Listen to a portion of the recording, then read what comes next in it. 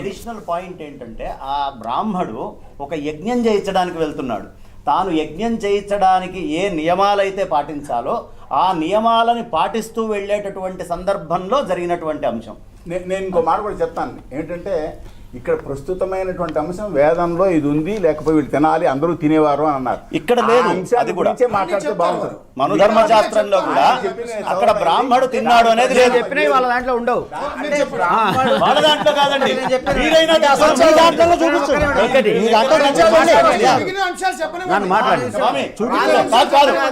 ఆయన పెద్ద ఆరోపణ చేశారు, దాంట్లో ఉండవు అన్నారు. అదే ఆ శ్లోకం రాసుకొని రేపు మళ్ళీ చర్చ పెట్టారు. ఆయన అవి తీసుకొని వచ్చి చెప్పమనండి. ఎందుకంటే ఒకటే ఉంటుంది శ్లోకం, ఆయన దగ్గర వేరు నా దగ్గర వేరు ఉంటుంది. ఉపాయం చెప్పింది మీరు అందరికీ చెప్పారు అక్కడ కాపాడుకోవడం. అక్కడ బ్రాహ్మణుడా ఇంకోడా కాదు, బ్రాహ్మణుడు కూడా వస్తే తప్పకుండా తినాల్సి వస్తుంది. అంతేగాని అంటే తిన్నట్టే కదా అక్కడ అర్థం. ఇప్పుడు ఎవరైనా కానీ తిన్నాడు, ఎవరికైనా ప్రాణమే కదండి, ఎవరికైనా ప్రాణమే కదా. మేమేమంటున్నాం అంటే ఇప్పుడున్న సంస్కృతి సంప్రదాయాల్ని మేమేం కించపరచట్లేదు. గతంలో ప్రాణాపాయ సమయంలో ప్రాణాన్ని కాపాడుకోవడం తిన్నారు అని తిన్నారు కాదండి,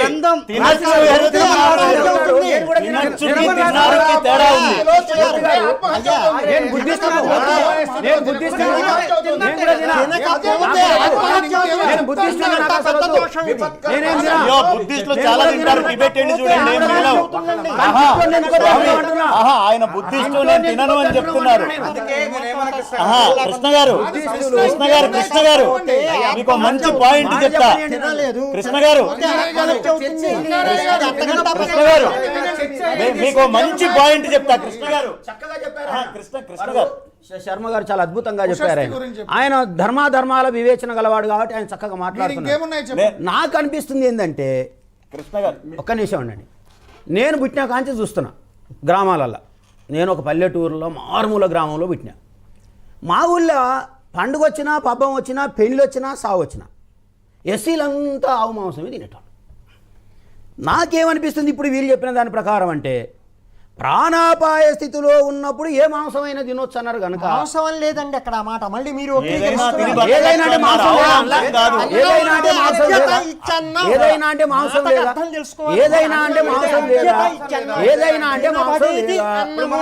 ఆవు మాంసం అంటే తినేటోళ్ళు లేరు. ఆవు మాంసం దాని జోలికే పో, నాకెందుకు. తిన్నారని చెప్తున్నారు. ఇవాళ కూడా తింటున్నారు.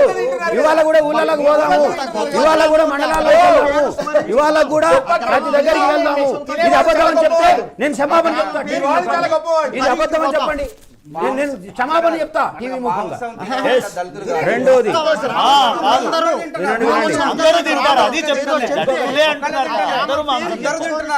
అన్ని వర్ణాల ఎక్కడ ఆపలా.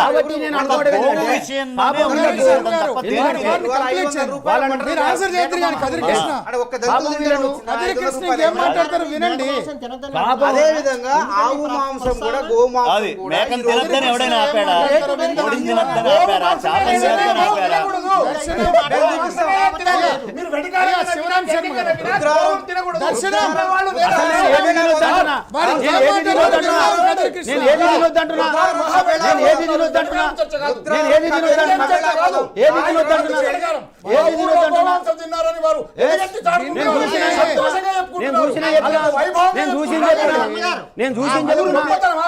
చేప చెప్తున్నా. అసలు మాంసం నేను అసలు మాంసమే వద్దంటున్నా. అసలు మాంసమే వద్దంటున్నా. నేను మాంసమే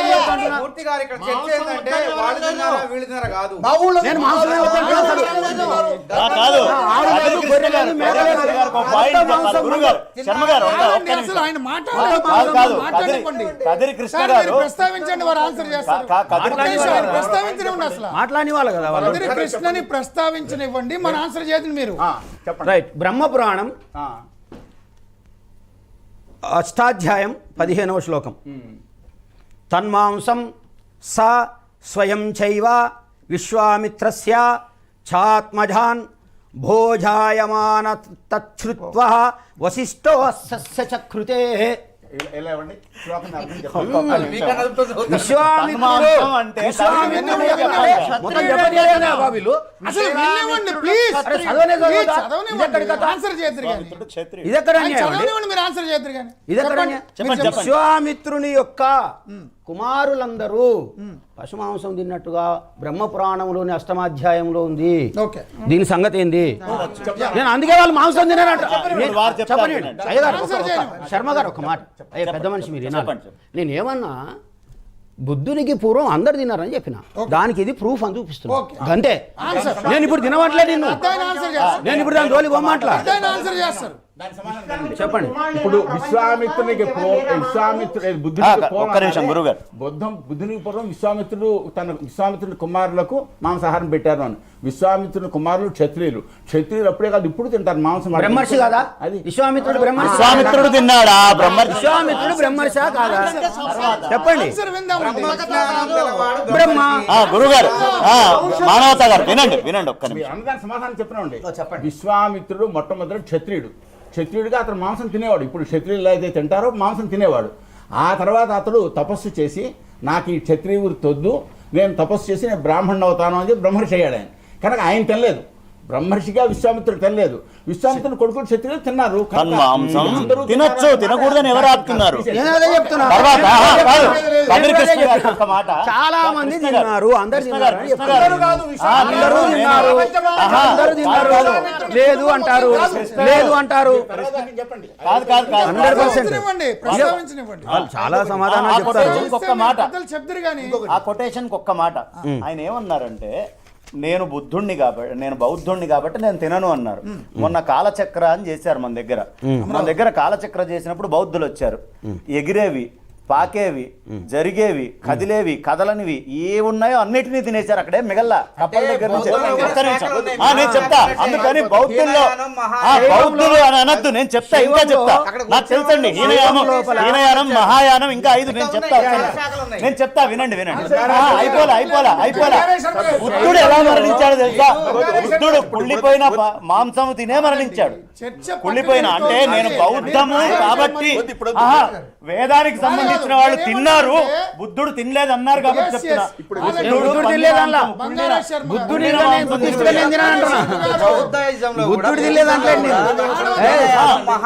ఐడియా ఉంది, నేను చదివాను.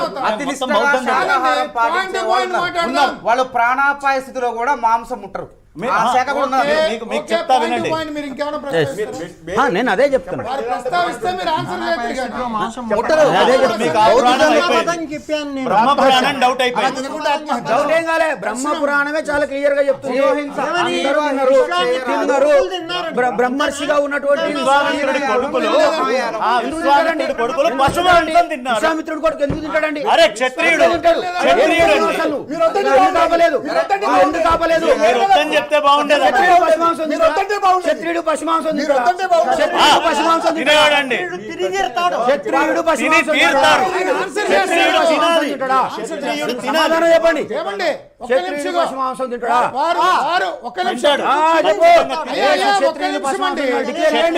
పశుమాంసం తిని తీరాలి.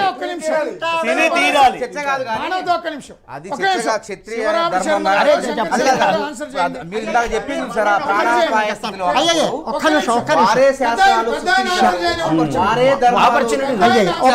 నిమిషం నేను ఎక్కువ టైం తీసుకోను.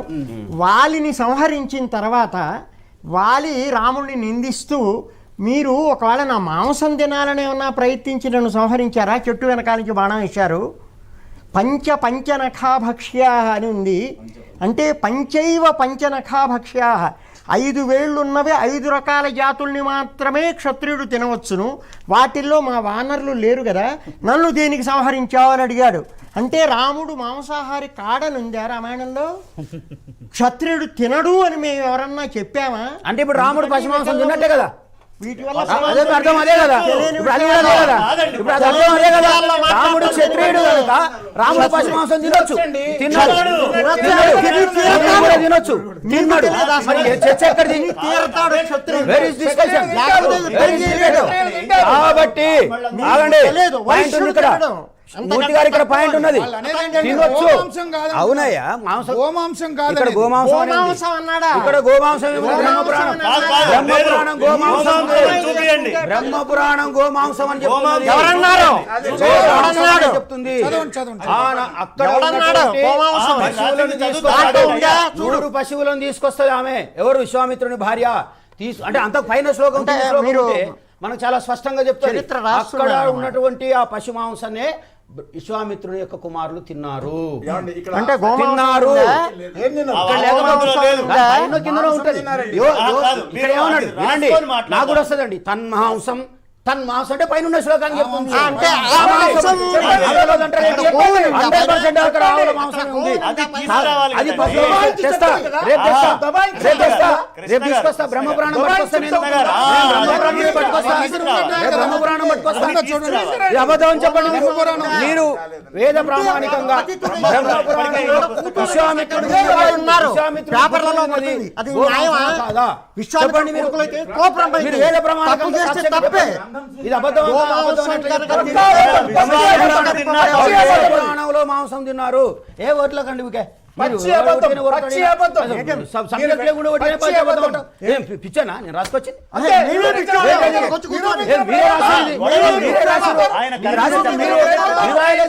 ఇది మీరు రాసిరా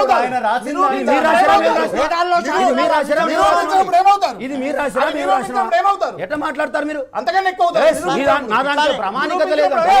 మాట్లాడుతున్నాం ప్రామాణికత చెప్పండి. విశ్వామిత్రుని కొడుకులు ఏం తిన్నారో మీరు చెప్పండి. ఏ మాంసం తిన్నారు? మీరు చెప్పారు కదా ఇప్పుడే. చూసారేమో మాకు తెలియదు. ముందర శ్లోకం చూసి మాట్లాడాలి తప్ప చూడంగా చూశాను కాబట్టి అది చెప్పాను. చూశాను. భవిష్య పురాణం రేపు పట్టుకొస్తాను నేను. మూర్తి గారు బ్రహ్మపురాణం. ఇప్పుడు ప్రస్తుతం ఒక ఇంపార్టెంట్ ఏంటంటే ప్రస్తుతం నడుస్తున్న పరిస్థితుల్లో చాలా డిస్టర్బెన్సెస్ ఉన్నాయి కాబట్టి ఒక పాయింట్ తీసుకోవాలి. అసలు సంస్కృతులు అనేవి మానవ నిర్మితాలు. అందుకనే ప్రపంచవ్యాప్తంగా మాకు భగవన్ నిర్మితాలు. ఒక నిమిషం ఇదేనండి మీరు అంటారు అదే మీకు దండం పెడతాం స్వామి మాట్లాడేవండి. మా అజ్ఞానాన్ని తీసేయండి. మీరు ఇప్పుడు దాకా తీసేస్తున్నారు. మా సంస్కృతి అంటే ఏంటి? సంస్కృతి అంటే ఒక జీవన విధానం. ఆ జీవన విధానంలో ఉండేటువంటి ఆహారపు అలవాట్లు, సంప్రదాయాలు, నమ్మకాలు, భాష అన్నీ కూడా వస్తాయి. దాంట్లో మతం అన్నీ వస్తాయి. అందుకనే ప్రపంచం అంతా కూడా అనేక సంస్కృతులు ఉంటాయి. ఆ సంస్కృతుల్లో ఆహారం కూడా ఒకటి. అందుకని చెప్పేసి ఒక వాస్తవాన్ని గుర్తించాల్సింది ఏంటంటే సంస్కృతులు అనేవి మేమైతే మానవ నిర్మితాలని గుర్తిస్తున్నాం. ఎందుకంటే అందుకోసమే ఒకరు ఒక రకమైన ఆహారం తింటున్నారు, ఇంకొక రకమైన ఆహారం ఎవరు దొరికింది వాళ్ళు తింటున్నారు. అది వాళ్ళ సంస్కృతిలో భాగం అయిపోయింది. అందుకనే ఇది పచ్చిగా మానవ నిర్మితం అని నేను నమ్ముతున్నాను. ఈ యాంథ్రోపాలజిస్టులు అందరూ చెప్తున్నది అది. నెంబర్ 2, ఇప్పుడు ఇంత బహుళ సమాజం అనేది, బహుళ సాంస్కృతిక సమాజం అనేది మనం జీవిస్తున్నామండి. అనేక సంస్కృతులు కలిసి జీవిస్తున్నాయి. ఇక్కడ నా సంస్కృతి ప్రకారం నువ్వు జీవించు అని చెప్పే హక్కు ఇంకొకరికి ఉంటే అది ప్రమాదం అండి.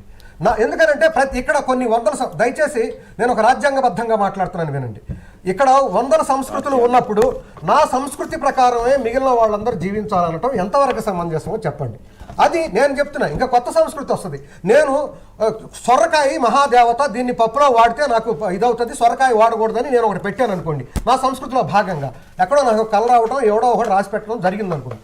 దాన్ని ఎవరు ఒప్పుకుంటారండి? నేను అందుకోసం అన్నా దయచేసి గుర్తుపెట్టుకోవాల్సింది ఏంటంటే మనది బహుళ సాంస్కృతిక సమాజం. ప్రపంచం అంతా బహుళ సంస్కృతులే. మనం ఒకరు మీరు తినొద్దు మిమ్మల్ని తినమని అడగం. అసలు మిమ్మల్ని తినమని ఎవడు రాసాడు? అసలు అట్లాంటి కామెంట్లు కూడా నాకు ఇష్టం లేదు. బ్రాహ్మణులు తింటారని అవన్నీ పెట్టి డిస్టర్బ్ చేసి అలా పెట్టి ఈ డిస్టర్బెన్స్ చేసేవాడిని కూడా నేను ఖండిస్తున్నా. ఇలా డిస్టర్బెన్సెస్ బ్రాహ్మణులు తింటే మనకేంటి, తినకపోతే అది పక్కన పెట్టేసి వాళ్ళు ఇష్టం. డాక్టర్లు చెప్తారండి మానవత.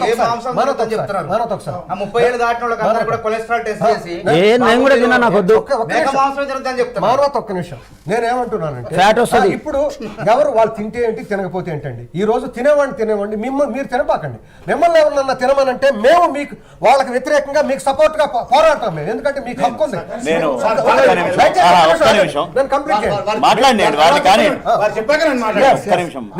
నేనేమంటున్నానంటే మిమ్మల్ని ఎవరైనా ఒత్తిడి చేస్తే ఆ ఒత్తిడి చేసే వాళ్ళకి ఎదురుగా మేము నిలబడతాం. మీ హక్కులను కాపాడతాం. మీకు మీకు మీ ఆహారం మీరు మీ ఇష్టం వచ్చింది తినే నా సపోర్ట్ కూడా ఉంది. కానీ ఉండండి, కానీ మమ్మల్ని కానీ ఇంకొకరిని కానీ, ఎందుకని నేను అదే చెబుతున్నా, బహుళ సాంస్కృతిక సమాజం అనేది మీరు గుర్తించినంత కాలం నా సంస్కృతే కావాలి, ఇదే అమలు జరగాలనుకుంటే సమాజంలో అశాంతి ఉంటుంది మూర్తి గారు. అది గుర్తుపెట్టుకోండి. మంచి పాయింట్, ఒక్క నిమిషం, మంచి పాయింట్ నేను చెప్తాను స్వామి, వ్యాలిడ్ పాయింట్ నేను చెప్తాను. మీరు అద్భుతంగా చెప్పారు. ఎవరు కూడా ఫలానా మాంసం మీరు తినొద్దు అని మేమేం చెప్పలేదండి. బ్రాహ్మణులు తినొద్దు అని అన్నారు, మీరు మా సంస్కృతిని గౌరవించారు. మీరు దయచేసి మమ్మల్ని తినొద్దు అని అంగీకరించారు, బ్రాహ్మణ సంస్కృతిని గౌరవించారు. కానీ గోమాంసం మాత్రం ఎవరు తినకూడదు. భారతీయ సంస్కృతిలో గోమాతకు విశిష్టమైన పంది మాంసం తిను, నక్కలు తిను, పాములు తిను, ఏదైనా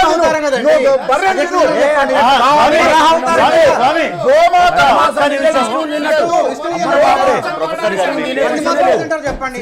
పంది కూడా విష్ణు అవతారం అంటారు, వరాహ అవతారం అంటారు, పూజిస్తారు కదా. శర్మ గారు ఒక్క నిమిషం, శ్రీపతి గారు మంచి పాయింట్ తీసుకొచ్చారు. ఏమిటంటే మమ్మల్ని తినడం ఆపద్దు, మేము తింటాం, మీరు మీ జోలికి వచ్చిన ఆనపకాయ, ఒక్క నిమిషం, ఆనపకాయ ఇవాళ నేను దేవత అని చెప్పేస్తాను, రేపటి నుంచి ఎవరు పప్పులో వేసుకోవడానికి వీలు లేదు అనే ఇది చెప్పారు. గోవు దగ్గరకు వచ్చేటప్పటికి భారతదేశంలో ఔరంగజేబ్ కంటే ముందు మన అక్బరు బాబరు వాళ్ళు కూడా బ్యాన్ చేశారు. చూపిస్తానండి, వస్తున్నా వినండి స్వామి, పూర్తి మాట వినరా? చెప్పండి కృష్ణ గారు, మీరు వింటారనుకుంటున్నాను నేను, ప్లీజ్. ఇప్పుడు వారు బ్యాన్ చేశారు, తర్వాత బ్రిటిషర్స్ బ్యాన్ చేశారు, తర్వాత మన రాజ్యాంగం వచ్చాక కూడా దాన్ని ఆపుకున్నాం. అంటే దానికి ఏదో పవిత్రత ఉంది. ఇంతమంది వచ్చి చేస్తున్నా కూడా భారతదేశంలో ఏదో ఒక ప్రత్యేకత దానికి తీసుకుంటున్నారు. ఇంకోటి చెప్తాను, అసలు మనకి స్వతంత్రం తేవడంలో చాలా ప్రధానమైన రోల్ పోషించిన దాంట్లో గోవు ఒకటి. మనకి 1857 సిపాయి రివోల్ట్, అసలు మన స్వతంత్రం కావాలనే కసి తెచ్చింది దేశం కోసం మొదలుగాల. గోవు యొక్క చర్మాన్ని తూటా కింద ఇట్లా పీకి అది తీసివేయాలి అని మంగల్ పాండే దగ్గర నుంచి ఆరంభమయ్యి అది మొత్తము దేశవ్యాప్త చిచ్చు కింద వచ్చింది. అంటే గోవుని ఎంత పవిత్రంగా చూస్తారు అనేటటువంటిది ఆ రివోల్ట్. రెండు అండి, ఆవు పంది. ముస్లింలకేమో పంది, హిందువులందరికీ ఆవు. ముస్లింలకి పంది, హిందువులకు ఆవు. అంటే ఆవుని మనం గౌరవిస్తాం, పందిని వాళ్ళు ద్వేషిస్తారు. ఒక్క నిమిషం, నా మాట కానీ ప్లీజ్. సో 1857 ఆ టైంలో కూడా ఉంది. ఇవాళ కూడా ఎవరైనా గోవుల్ని తీసుకెళ్ళినా, కబేళాలకి తరలించినా, ఆవుని చంపినా ఖచ్చితంగా శిక్ష వేయమని మన దాంట్లో ఉంది. అది డైరెక్టివ్ ప్రిన్సిపల్స్ అని. నాకెందుకు మరి వారు అలా చెప్తున్నారు నాకు అర్థం కాలేదు. డైరెక్టివ్ ప్రిన్సిపల్స్ అంటే అంత తీసి పారేసేవి కాదు, ఖచ్చితముగా దాన్ని అది మొత్తం ఇండియా అంతా లేదు, కొన్ని స్టేట్స్, కేరళ లేదు, మీరు అట్లాగే కొన్ని అది ఒక 6 రాష్ట్రాల్లో లేవు, కానీ మన దగ్గర ఉంది. దాన్ని మనం గౌరవించుకోవాలా వద్దా? మన చట్టాలని మనం గౌరవించుకోవాలా? ఒక్కొక్క నిమిషం, మన చట్టాలని మనం గౌరవించుకోవాలి కదా. మీరు ఇందాకేం చెప్పారు, అసలు ఈ బ్రాహ్మణులు ఈ వర్ణాలు అన్ని పక్కన పడేసేయండి, మన చట్టాన్ని అయితే మనం గౌరవించుకోవాలిగా. కాబట్టి చట్టాన్ని గౌరవించైనా దయ ఉంచి ఆవు ఒక్కటి వదిలిపెట్టి మీ ఇష్టం, మీరు ఏం తిన్నా అసలు ఎవడు మిమ్మల్ని ఆపేది లేదు. ఇన్నిట్లో ఆవు ఒక్కటే వద్దు అని చెప్తున్నా, ఎందుకు కావాలనుకుంటున్నారు? ఒకప్పుడు 3600 జాతుల ఆవులు ఉండేవి ఈ దేశంలో, ఇండియన్ బ్రీడ్స్. అందులో కూడా మీరు జెర్సీ తీసుకున్నా మేమేమి దానికి కూడా అబ్జెక్షన్ లేదు. దేశవాళీ ఆవులు 3600 నుంచి ఇవాళ 36 రకాలకు పడిపోయినాయి. 36 జాతుల్లో కూడా చాలా కొద్దిగా దొరుకుతున్నాయి. ఈ జాతి 10,000 సంవత్సరాల చరిత్ర ఉన్న బ్రీడ్ అని సైంటిఫిక్ గా చెప్పడం జరుగుతోంది. కేవలం భారతదేశంలోనే వచ్చింది అని. మన దేశానికి సంబంధించిన బ్రీడ్ మనం కాపాడుకోవాలి. చట్టాలు చెప్పారు, ఆదేశ సూత్రాలు ఉన్నాయి కదా, అవి అంత అమలు చేయడానికి ప్రభుత్వాలకు సాహసించరు. ఇష్టం ఉంటే చేసుకుంటారు వారు. కానీ ఇక్కడ వన్యప్రాణి సంరక్షణ చట్టం ఉంది, అది భారతదేశం మొత్తం వ్యాప్తం. అందులో ఏమున్నాయి, ఏ జంతువులు ఉన్నాయి? నెమళ్ళు, జింకలు, దుప్పులు, అడవిలో ఉండే ఎద్దులు, వాటికి కూడా వర్తిస్తుంది. కానీ సాధు జంతువులైనటువంటి వీటిపైన మాత్రం ఎక్కడ లేవు, ఆంక్షలు లేవు. అది ఒక ఆదేశిక సూత్రాలు, అది అమలు చేయాల్సిన అవసరం. ఆదేశక సూత్రం అంటే అర్థం అయితే- ఏంటి? కాదు ఆదేశక సూత్రం అంటే అర్థం ఏంటి చెప్పమనండి నాకు. ఆదేశక సూత్రం అభిలషణీయం మార్గదర్శకాలు ఇలా చేస్తే బాగుంటుంది. అంతే బాగుంటుందని చెప్పడానికి మార్గదర్శక అమలు సూత్రాలు చేయాల్సిన అవసరం లేదు ప్రభుత్వాలకు. గోవా నిషేధ చట్టం కొన్ని రాష్ట్రాల్లో ఉంది, ఇష్టం ఉంటే అమలు కొన్ని రాష్ట్రాల్లో ఉంది. అంత గోవా బలవంతంగా నిషేధం ఉంది. ఇక్కడ బ్యాన్ ఉంది. చేయాలన్నటువంటి లేదు. ఇప్పుడు బ్యాన్ ఉంది, అరెస్ట్ కూడా ఉంది. రైట్. నేనేమంటున్నా, భారత రాజ్యాంగం మీద మనకు మంచి గౌరవం ఉంది కదా, భారత రాజ్యాంగం 100% ఇంప్లిమెంట్ చేయాలి కదా. భారత రాజ్యాంగంలోనే ఏం చెప్తుందంటే అంటరానితనం నేరమని చెప్తుంది. కానీ ఈ దేశంలో గల్లీ నుంచి అరే మరి అంటే భారత రాజ్యాంగంలో ఒకటే ఇంప్లిమెంట్ చేస్తారా? భారత రాజ్యాంగం ఒకటే ఇంప్లిమెంట్ డైవర్ట్ అవుతుంది. అర్థమవుతుంది. ఒకటే ఇంప్లిమెంట్ చేస్తారా? భారత రాజ్యాంగంలో ఒకటే ఉంటుందా? శివరామ్ శర్మ గారు, నేను రాగానే అసలు అది బంగారయ్య గారు, మానవత నేను చెప్తా ఒక్క నిమిషం. మానవత దర్శనం కాదండి, మానవత ఆగండి. ఆయన ఆవు నుంచి అస్పృశ్యత వచ్చిందన్నారు. ఆవు నుంచి అస్పృశ్యత ఎలా వచ్చింది అని చెప్పాలి. ఆయన చెప్పాలి ఇప్పుడు. ఆయన చెప్పాలి ఇప్పుడు. ఆవు నుంచి అస్పృశ్యత ఎలా వచ్చింది? ఎవరైతే ఆవు ఎలా? మాంసం, పశు మాంసం తింటారో ఊరికి దూరంగా వెలేయటం జరిగింది మీరు. అందుకే మాట్లాడి చెప్పండి ఆయన్ని. అస్పృశ్యత ఆవుకి సంబంధం అన్నారు. అవినాభావ సంబంధం ఉంది, దగ్గర సంబంధం ఉంది. కాదు, మీరు వాళ్ళు ఆయన చెప్తా వేరే దళితులు, కింది జాతి వాళ్ళు, ఆదిమ జాతి వాళ్ళు ఆవుని తింటారు, గోవు మాంసం తింటారు, పలు రకాల మాంసాలు తింటారని దూరంగా ఇప్పుడు చెప్తా వినండి. మీరు ఎందుకు దాన్ని అడ్డుపడతారు? చెప్పండి. ఎందుకు తినేవాళ్ళు ఉన్నారండి, తినేవాళ్ళు ఉన్నారండి. అసలు ఇప్పుడు అది లేనే లేదు, ఆ చట్టమే లేదు, కాన్స్టిట్యూషన్ లో లేదు. ఇప్పుడు అస్పృశ్యత గురించి మాట్లాడాలని వద్దంటారు. ఒక్క నిమిషం. ఆవుకు ఇప్పుడు ఒక మీరు చిన్న బ్రేక్ ఆవులో తీసుకుందాం, ఒక చిన్న ఆవుకు బ్రేక్ సంబంధించిన తర్వాత జంతువుల్లోనే డిస్కషన్ చేద్దాం. నల్ల చిన్న బ్రేక్